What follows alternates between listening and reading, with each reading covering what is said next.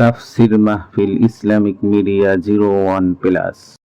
নবী করিম সাল্লাল্লাহু আলাইহি ওয়াসাল্লামের কাছে কোরআন এসেছিল এই কারণে যে কোরআন দিয়ে তিনি একটি সমাজ বিপ্লব করবেন, তাবিজ লিখবেন, এই জন্য কোরআন আসে নাই। বুঝেন কিনা কথা?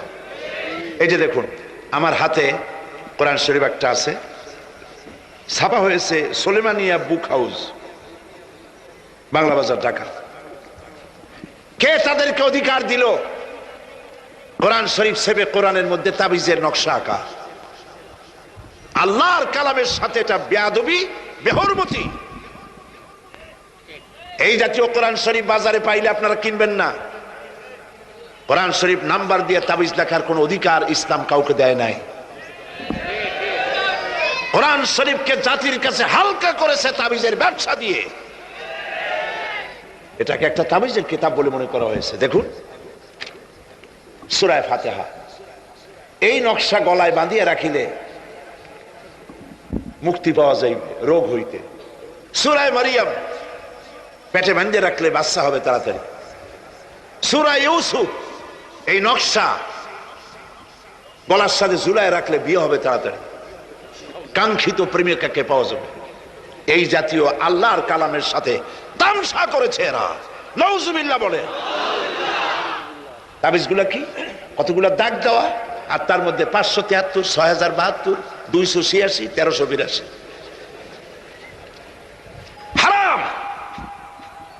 আপনি 786 10 লক্ষ বার যদি লেখেন, একবার বিসমিল্লাহর সমান হবে না। ঈমানকে সাফ করতে হবে। কোরআন শরীফ তাবিজ লেখার জন্য আসে নাই। নবী করিম সাল্লাল্লাহু আলাইহি ওয়াসাল্লাম তাবিজ লেখেন নাই, অনুমতি দেন নাই। সাহাবায়ে কেরামের একজন সাহাবীও তাবিজ লেখেন নাই। ঝাড় ফুকের ব্যাপারে ইসলাম অনুমতি দিয়েছে। নবী করিম সাল্লাল্লাহু আলাইহি ওয়াসাল্লাম নিজে ঝাড় ফুক করেছেন, সাহাবায়ে কেরাম করেছেন। তাবিজ লিখে লেখা ধান্দাবাজি কারে কয়? বলে যে টিউবওয়েলের পানি, কুয়ার পানি, ঠালার পানি, বেড়ের পানি, ড্রেনের পানি, পুকুরের পানি, নদীর পানি, 7 জায়গা দিয়ে পানি আনবা। জাফরানের কালি, তারপরে কালিজিরার ছাতু, এইগুলো মিশাইয়া এরপরে দাগ দাগ দিয়ে তাবিজ লিখলো। তারপরে লেখে এক এক পাশে ইয়া জিব্রাইলু, ইয়া মিকাইলু, ইয়া ইসরাফিলু, ইয়া জিব্রাইলু, হাবিজাবি কতগুলো লিখিয়া এই জাতীয় যা খুশি আল্লাহর ফেরেশতাদের নাম লিখে গলায় ঝুলাবার কোনো মানে নাই। এগুলি করে কোরআন শরীফকে বেহুরমতি করা হয়েছে। নাউজুবিল্লাহ বলেন। বিশ্বাস করুন, কোরআন তাবিজ লেখার জন্য আসে নাই। কোরআন এসেছে ভাগ্য পরিবর্তন করার জন্য। আল্লাহ রাব্বুল আলামিন বলেন, তাহা মা আনজালনা আলাইকাল কুরআনা লিতাশকা। নবী হে, কোরআন আপনার উপর এই জন্য নাজিল করা হয় নাই যে আপনি আপনার ভাগ্য নষ্ট হয়ে যাবে।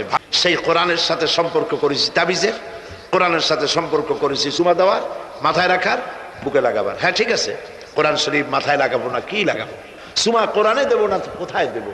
বুকে কোরআন লাগাবো না তা কোথায় লাগাবো? এটা ঠিক আছে।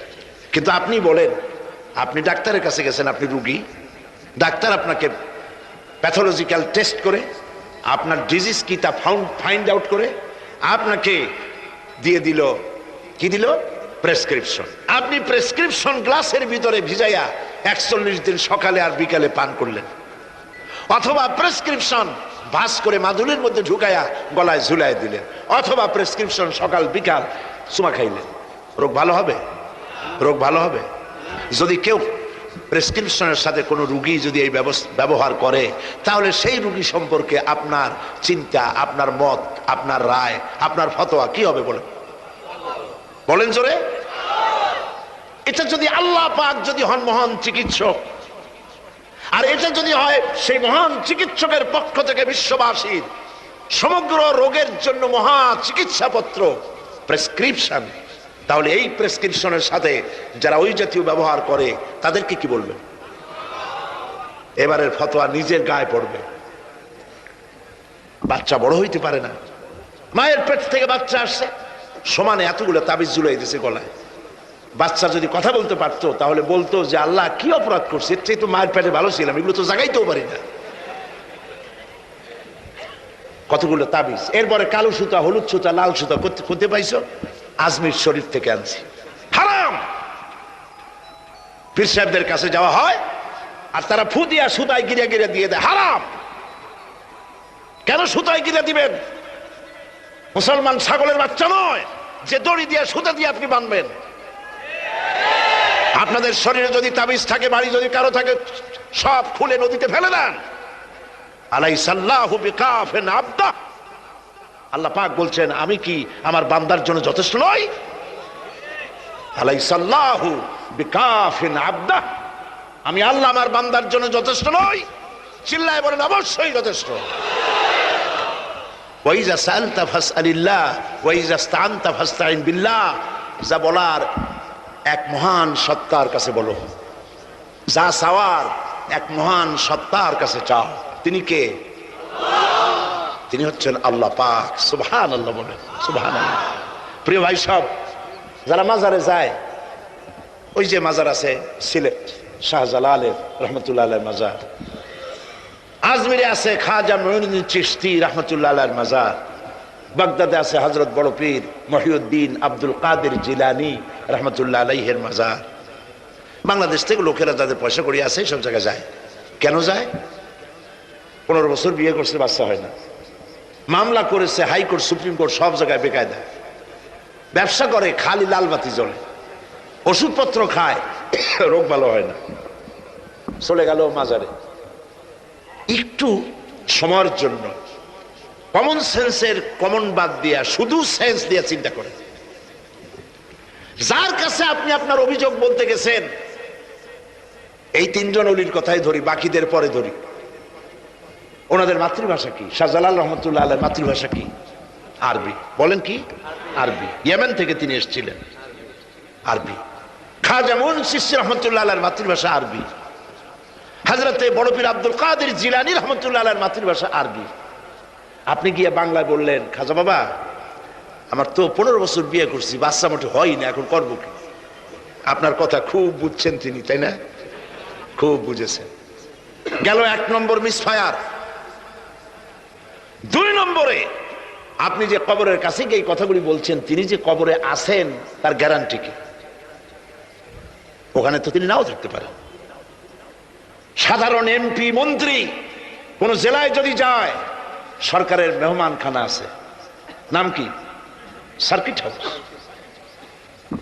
মেহমান যে আন্দাজের, সরকারের তেমন ব্যবস্থা আছে, ডাকবাংলা আছে, রেস্ট হাউস আছে, সার্কিট হাউস আছে, ঠিক না? 2 রকমের মেহমান। এক প্রকার হলো ভিআইপি, আর এক প্রকার হচ্ছে নিকৃষ্ট, চোর ডাকাত, এরাও সরকারের মেহমান। চোর ডাকাত, মুচ্ছা বদমাস, সন্ত্রাসী, ওরা যদি মেহমান হয়ে পুলিশে, এদের ধরবে কারা? এই মেহমানদের ধরবে পুলিশে, ধরে নিয়ে ওদের জন্য মেহমান খানা হলো হাজত, হাজতের মধ্যে ধুয়ে দিবে, কনভিক্টেড হলে পরে জেলখানার মধ্যে ঢুকাই দেবে, ঠিক কিনা? আর যদি এমপি হয়, মন্ত্রী হয়, প্রধানমন্ত্রী হয়, তার থাকার জন্য প্রত্যেকটা জেলায় গভর্নমেন্ট সার্কিট হাউস করে রেখেছে। এই সব মন্ত্রী প্রধানমন্ত্রীর চাইতে ওলিউল্লাহ, আল্লাহর ওলি যারা, তাদের মর্যাদা আল্লাহর কাছে অনেক বেশি। তারা ইন্তেকাল করবেন আর আল্লাহ ওই মাটির মধ্যে ভালাই থবেন। আল্লাহর কোনো রেস্ট হাউস থাকতে নাই, আল্লাহর কোনো গেস্ট হাউস থাকতে নাই। হয়তো তিনি কবরে নাই, গেস্ট হাউসে তিনি আরাম ফরমাচ্ছেন। 2 নম্বর মিসফায়ার। 3 নম্বরে, কবরে যদি থাকেও তখন তিনি ঘুমে আছেন না চেতনা আছেন? যদি ঘুমের মধ্যে থাকে তাহলে 3 নম্বর মিসফায়ার, কোনো কামে লাগলো না। এই জন্য চাইতে হবে এমন মহান সত্তার কাছে যিনি কখনো ঘুমান না। লা তাখুযুহু সিনাতুন ওয়ালা নাওম, যার ঘুমও নাই, তন্দ্রাও নাই। কে তিনি? চিল্লায় বলুন। কলিজাটারে পরিষ্কার করেন, সাফ করে নেন। এভাবে সাফ করবেন, কোন মাফির, কোন জিন্দাবির আমার ভাগ্য ভালো বানাতে পারবে না, পারবে না, পারবে না। কোন মরাপীর, কোন জিন্দা ফু দিয়া আমার ভাগ্যকে বিনষ্ট করে দিতে পারবে না। খায়রিহি ওয়া শাররিহি মিনাল্লাহি তাআলা, আমার ভালো আমার মন্দ কেবলমাত্র এক মহান সত্তার মুষ্টির ভিতরে নিবদ্ধ, তিনি আল্লাহ রব্বুল ইজ্জত ওয়াল জালাল।